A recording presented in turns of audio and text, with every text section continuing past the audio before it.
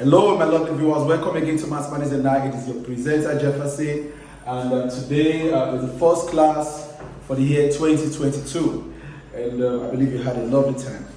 Alright, the topic we have on the board today is quadrants. Remember, in our last class, we were discussing on trigonometry, and there's no way we can, complete trigonometry without dealing with the part called quadrants, because it is in this quadrant that we shall continue in solving problems like complementary angles and supplementary angles. So today we shall be looking at quadrants. Now when you hear quadrants, quadrants can be best explained using the diagram below. The quadrant is divided into four parts, which is the first quadrant, the second quadrant, the third quadrant, and the fourth quadrant. Now, if you see, I labeled this quadrant in an anti-clockwise pattern: first, second, third, fourth. Okay. Now, when you say something is clockwise, it should be in this format: first, second, third, fourth, just like the way your clock rotates. Now, when something rotates opposite to your clock, it is called anti-clockwise. Now, the first quadrant is made up of A. Your second quadrant is X. Your third is C. Your third is T, rather, and then your fourth quadrant is C. Now, what does A represent? A represents all, which means both your sine, cos, tan, they are all positive. Okay, A represents all. Both your sine, cos, and tan are all positive. So it means in your first quadrant, when you are solving sine 30, sine 50, cos 30, tan 70, so far they fall between 0 to 90 degrees, they are all positive. They are all positive, sine, cos, and tan. Now in your second quadrant, we have letter X. Now letter X here represents sine. Now what does that mean? It means in your second quadrant, only sine is positive, tan and cos are negative. So now, sine, positive, cos, negative, tan, negative. Now, your second quadrant is from 90 to 180 degrees. Okay, 90 to 180 degrees. So, when you should use your calculator, for instance, sine 120. Now, sine 120 will give us a positive result because why? 120 is found in the second quadrant, and in the second quadrant sine is positive. But if I should say tan 120, it should give us a negative answer because 120 is in the second quadrant, and in the second quadrant tan is what? Negative. Okay, now in the third quadrant we have letter T. Letter T represents tan. Now what does that mean? It means in the third quadrant only tan is positive, sine and cos are negative. So it means sine, negative, cos, negative, tan, positive. Okay, so it means, for instance, you are looking for sine, let's say, because now our third quadrant begins from 180 to 270 degrees. So any angles you find between 180 and 270, for example, sine 200.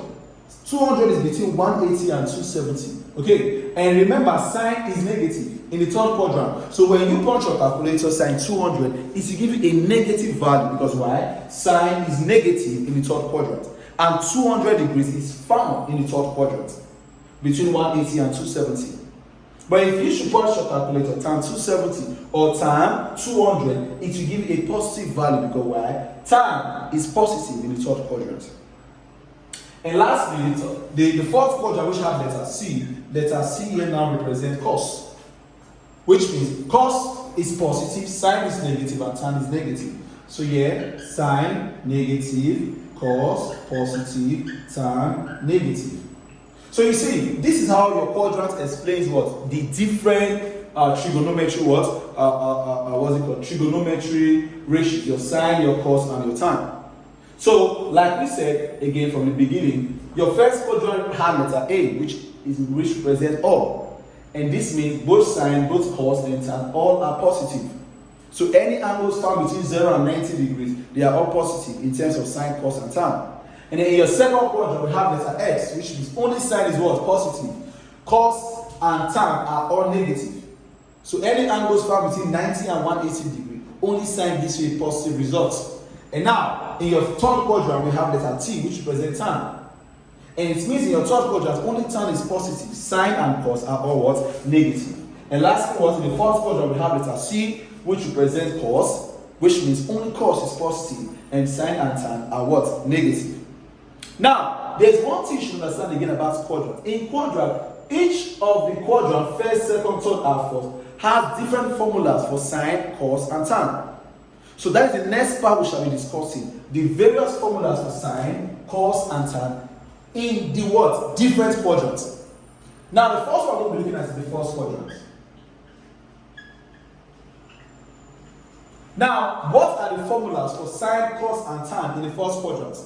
Now, first, for sine theta, in the first quadrant, the formula for sine is cos 90 minus theta. The formula for sine theta is cos 90 minus theta in the first quadrant. And then cos, the formula for cos theta in the first quadrant is sine 90 minus theta. And then lastly, tan, the formula for tan theta is cot. Remember we discussed cot in our previous class. We said cot is the inverse of tan. So now, these are the formulas for sine, cos, and tan in the first quadrant. Sine is cos 90 minus theta, cos is sine 90 minus theta, and tan is cot 90 minus theta. Now, without wasting time, now that we know the formula for sine, cos, and tan in the first quadrant, what is the next one? Let us look for the formula for sine, cos, and tan in the second quadrant. Now, second quadrant.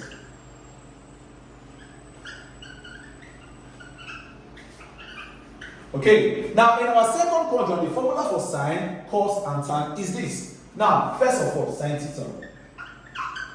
Don't forget that in the second quadrant, sine is positive. Don't forget that. So now, formula for sine theta in the second quadrant is sine 180 minus theta. It is still what? The positive sign. Now, formula for cos theta in the second quadrant. Don't forget that cos is negative. Don't forget that. So the formula becomes minus cos 180 minus what? Theta. Because it is negative in the second quadrant.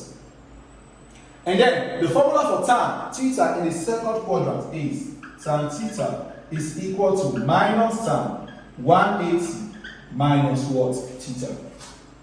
Okay, now this is the formula for sine, cos, and tan in the second quadrant. Now, what about the third quadrant? What is the formula for sine, cos, and tan in the what? In the third quadrant. Now, we're going to be having this. I have to erase the board to get this. And the board is not so wide. Third quadrant.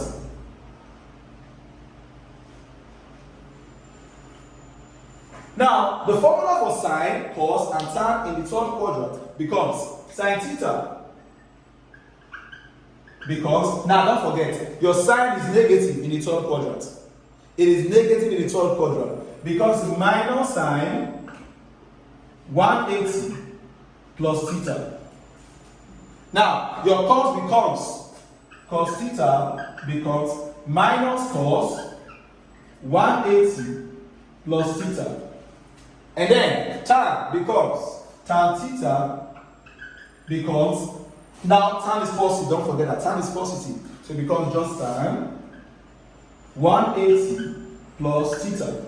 Now, some textbook uses this formula, while other textbook might say they might use 270 minus theta. Now, anyway, it depends on the question that you are using. But for the sake of derivation and provings, we shall be using this formula in case you want to prove sine 270, cos 270, and tan 270. This is what we shall be using. So let us stay with this.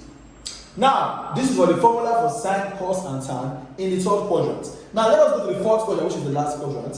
Now, the formula for sine, cos, and tan in the fourth quadrant becomes first sine theta. Now, don't forget sine is negative in our fourth quadrant. So it becomes minus sine series 60 minus theta. That's the formula for sine in the fourth quadrant.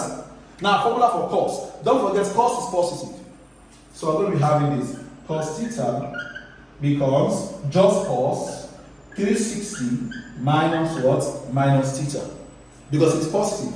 Now, tan theta. Tan is negative in the fourth quadrant. So here becomes tan theta is equal to minus tan 360 minus what? Theta. Now, these are the formulas for solving sine, cos, and tan using what? Quadrants.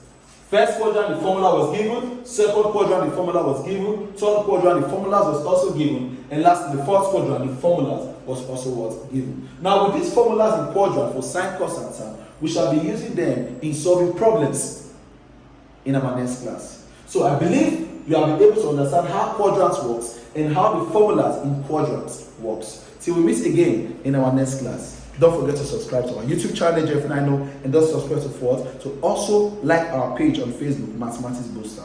Thank you for listening.